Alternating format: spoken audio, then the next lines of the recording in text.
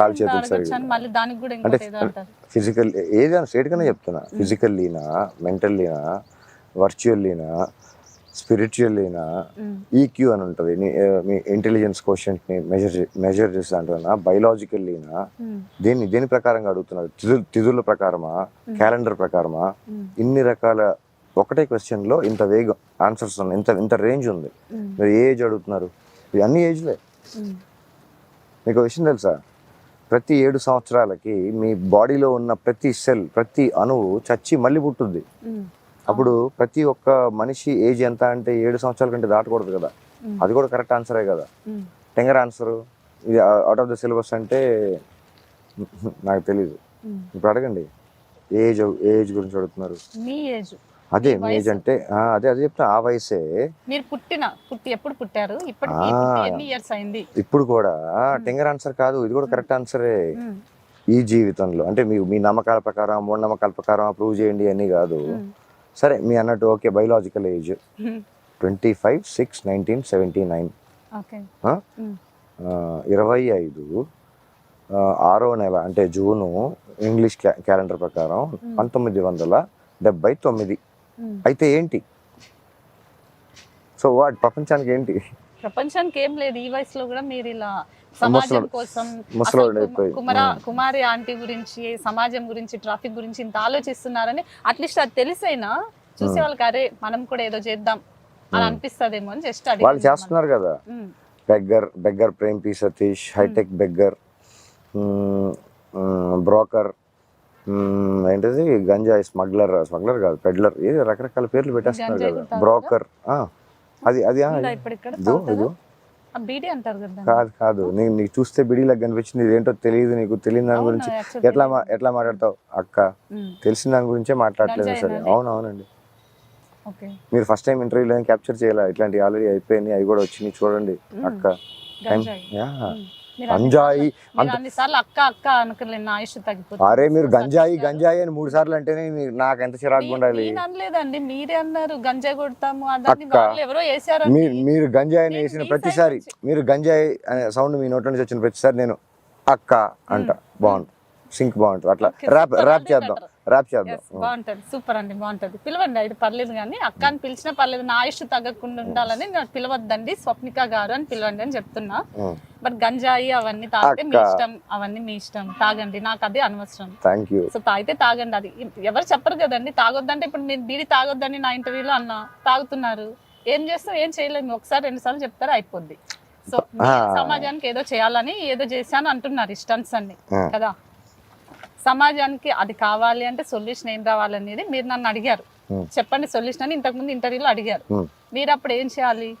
ఇవన్నీ ఇక్కడంతా బంద్ పెట్టేసి పోలీసుల దగ్గరికి వెళ్ళి, ఇక్కడ ట్రాఫిక్ అవుతుంది, కుమారి ఆంటీ ఇలా పెట్టడం వల్ల, సో నేను ఇక్కడ ఉంటున్న టెంట్ వేసుకొని నాకు కూడా ఇబ్బంది అవుతుంది అని మీరు కేసు ఎందుకు పెట్టలేకపోయారు? ఇంత చిన్న లాజిక్ మిస్ అయ్యాను అక్క. జర్రాగు, ఇప్పటికి కనీసం జిహెచ్ఎంసీలో, లా అండ్ ఆర్డర్ లో, ట్రాఫిక్ లో, హుడాలో ఎన్ని వేల లక్షల కంప్లైంట్ ఉన్నాయో చూడక్క.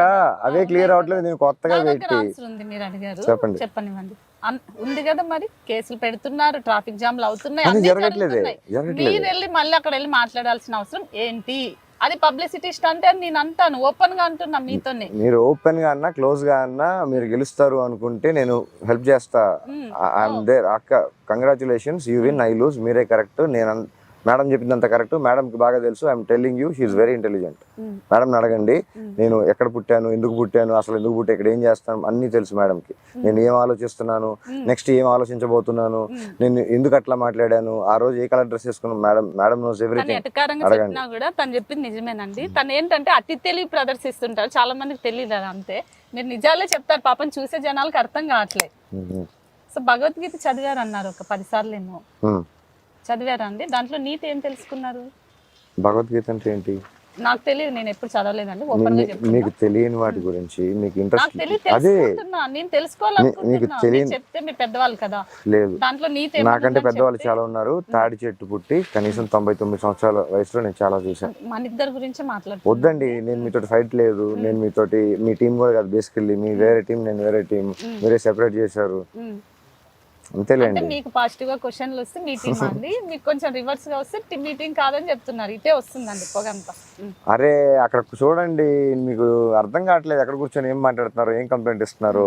ఇది నథింగ్. అక్కడికి వెళ్తే మీకు డైరెక్ట్ గా రైల్ ఇంజిన్ బీర్ సీసాలు ఇలా అంటే ప్లేస్ కి నేను వచ్చి మామూలుగా ఇంటర్వ్యూ చేయనండి. ఫస్ట్ టైం మీకు రెస్పెక్ట్ ఇచ్చి ఇక్కడికి వచ్చి చేశాను అంటే మీ గురించి తెలుసుకోవాలని. తను చాలా మంది ఇంటెలిజెంట్, చాలా బాగా మాట్లాడతారు, చాలా కంపెనీస్ లో చేశారు. ఇప్పుడు మీరన్న విధంగానే అసలు ఒకప్పుడు కోటీశ్వరుడు, ఇప్పుడు బెగ్గర్ అయ్యారు. ఒకప్పుడు జాబ్ చేసే అతను ఆ కంపెనీ కొన్నారు. ఇవి రకరకాలు వస్తున్నాయి కాబట్టి అవి నిజమా కాదా అని డైరెక్ట్ గా మీ గురించి మిమ్మల్ని అడుగుదామని వచ్చాను నేను.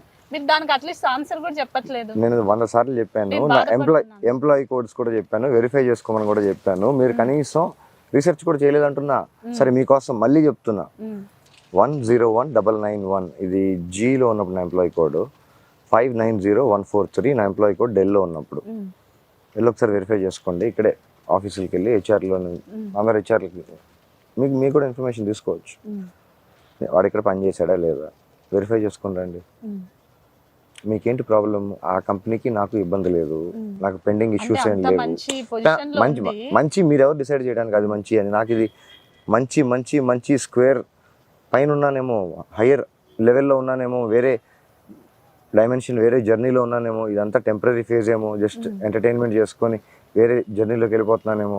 మీకు ఎందుకు అసలు నేను పిచ్చోడినేమో, బేసికలీ నేను పిచ్చోడినేమో, నేను అబద్ధాలు చెప్తున్నాను. ఏదైనా సరే మీకేంటి ఇంట్రెస్ట్, మీకు క్యూరియాసిటీ ఎందుకు? మీరు ఎవరు డిసైడ్ చేయడానికి? సర్టిఫికేట్ నాకేం వద్దు, ఆ స్టిక్కర్ మీరు నాకు అంటిస్తే నాకు వచ్చేది ఏం లేదు, నాకు వద్దు అంటున్నా. నా పని నేను ప్రశాంతంగా కూర్చొని నా పుస్తకం నేను చదువుకొని ఎక్కడ కూర్చుంటే నేను దగ్గరనంట. వద్దన్నప్పుడు మీరు నేను ఇంటర్వ్యూని ఇవ్వను మేడం, స్వప్నిక గారు వెళ్ళిపోండి అక్క, అక్కడ నుంచి వెళ్ళిపోండి అక్క అని చెప్పేసి. ఇది కూడా అయినా మేడం, 3 రోజుల నుంచి తిరుగుతున్నామండి, అంత దూరం నుంచి వచ్చామండి, ఏదో చెప్తున్నాం. అరే అంత దూరం నుంచి నా గురించి వస్తే మరి ఇప్పుడు కనీసం ఒక రెస్పెక్ట్ అంటే అంత దూరం నుంచి వచ్చేవారు రెస్పెక్ట్. దయచేసి మాట్లాడకండి నా ముందే. నాకు ఇష్టం లేని పని చేయకండి దయచేసి అని రిక్వెస్ట్ చేసినా మీరు చేస్తున్నారు. రెస్పెక్ట్ ఎక్కడ ఉందండి అక్కడ? అలాగే రెస్పెక్ట్ ఎందుకు అడిగారు? ఎంతమందికి నచ్చుద్ది, ఎంతమందికి నచ్చదు, ఇది ఉంచుదామా వద్దా, ఇది మనకు అవసరమా లేదా సమాజానికి, ఇంతమంది జీవితాలు ఎలా అయిపోయినాయి, ఇది కేస్ స్టడీ అని చేసిన తర్వాత కదా ఇది అవసరమో కాదో సైంటిఫిక్ అనాలిసిస్ తోటి, రేషనల్ థింకింగ్ తోటి చేయాలి కదా.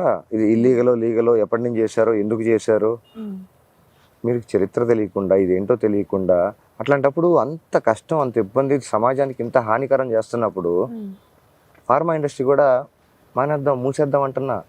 దీంట్లో నుంచి ప్రోడక్ట్సే 60% మెడిసిన్స్ లో వాడతారు. గుంటూరే కదండి, మరి జగన్ చెప్పేయండి తన బెల్ట్ షాప్లన్నీ మూసేస్తా. ఆయన మా మాయ ఏం కాదండి, నేను చెప్పగానే